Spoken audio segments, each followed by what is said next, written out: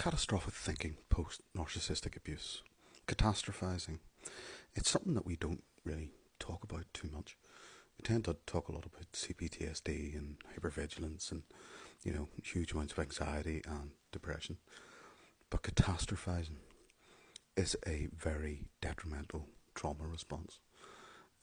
It plays a pivotal part in our dysregulation and fragmentation post abuse because our inability to live with the psyche that has been sort of imprinted into us, passed over via projective identification, these introjects, these persecutory voices that are now appearing in our body, which don't belong to us, which have been, these have been the insecurities and the behavioural traits that the narcissist cannot accept in themselves, that over time they've been putting into us and then chastising us for.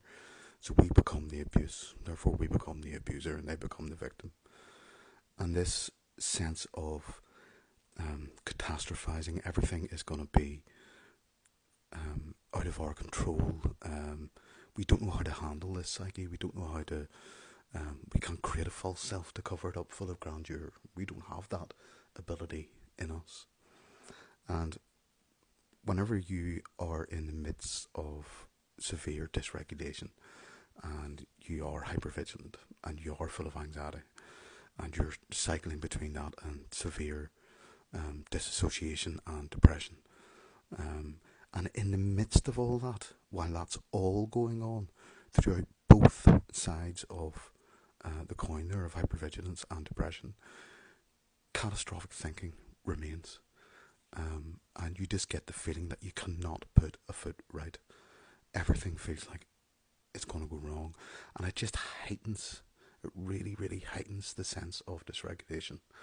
And I think personally it really extends the fragmentation beyond where it would have naturally fallen, if you know what I mean, because that internal continuation of our own self-inflicted abuse, now that we're going through the cycles of devaluing ourselves and splitting, of making them all good and us all bad, or the outside world all frightening and we're okay here.